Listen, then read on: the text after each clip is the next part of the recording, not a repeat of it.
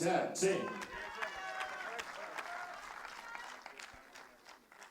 It's very difficult to predict this match, given that, well, they're both kind of new faces to the finals venue, at least in individuals. We have seen Pravin Deotale on the finals venues with mixed team and team this year, but we also have seen Lukasz Szybilski win the world title with the team just a day ago. Yeah, this is certainly nervy. Although Szybilski just remains that sort of focused individual. Whatever it is that he's doing, his mental coach must be incredible, because he just doesn't look like he's showing any signs of nerves. No, I think it almost seems like he has this infectious smile typically. Now he looks very determined, but I think he's just mostly enjoying his time out on the finals venue. And he shot so well as well. I mean, to in that final yesterday, all tens. All tens here to start the match as well from the pair of them, providing us with great information.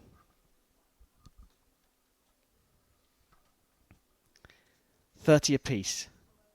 End number 2. 10.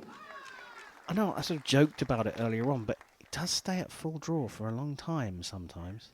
He does, yeah. He has a tendency to just wait for the shot to happen, as do many archers, but for him, I feel like it takes a bit longer than for other people sometimes. What I do find intriguing is that Szybilski has a very tight group compared to what he was shooting in the previous match. And I did say twice already, it doesn't necessarily mean anything for the outcome of the match. As long as you hit the 10. 10 to 10s, yeah. Yeah, it's going to be awarded the 10.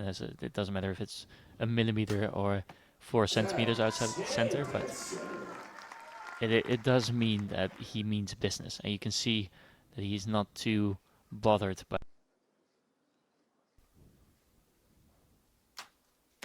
10, perfect score. Neither is Pravin Deotale.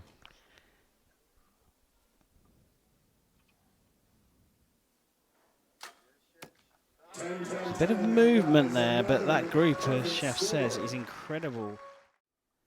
We move into the third end.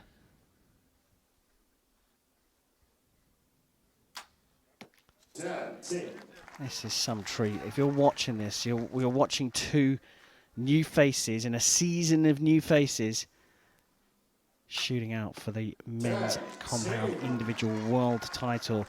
And these 2 new faces are shooting at an incredibly high level.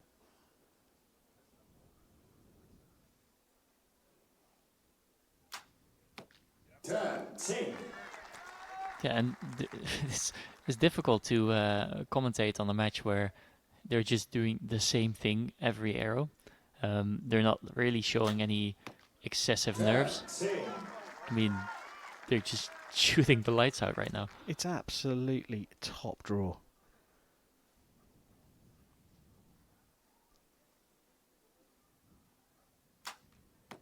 Ten, perfect score.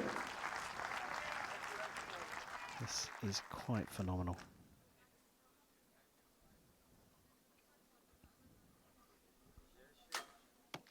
Ten, and that is another perfect score.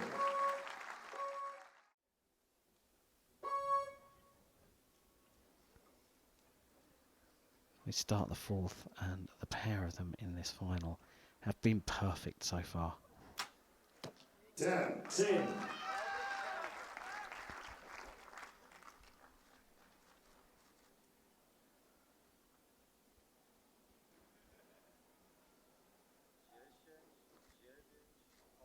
It's a long hold. 10. For somebody with OCD-like tendencies, it's really pleasing to the eye to see 10, 10, 100 for both archers.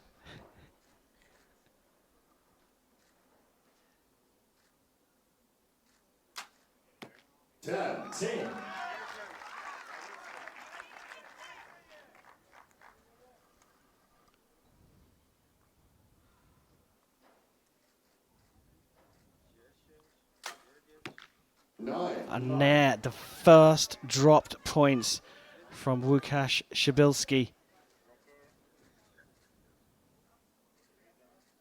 An incredible 10 arrows into the 10 before that. Yes, Pravin Diatoli from India carries on with his perfect score.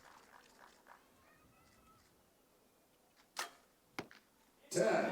Good to bounce straight back after that 9. It could easily have disrupted.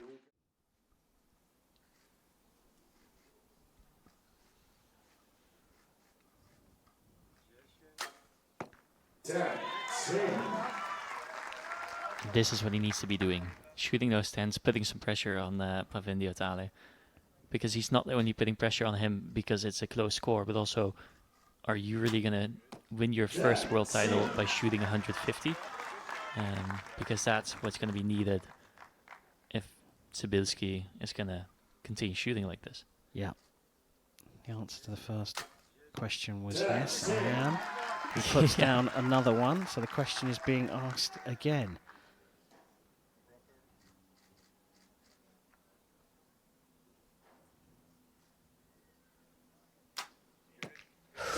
There was a bit of a sign of nervousness there. This is right on a knife edge now. Przybylski needs another 10. Gets it. So a 149 out of a possible 150 is a fantastic score. It's all down to Łukasz Pravin Diatali.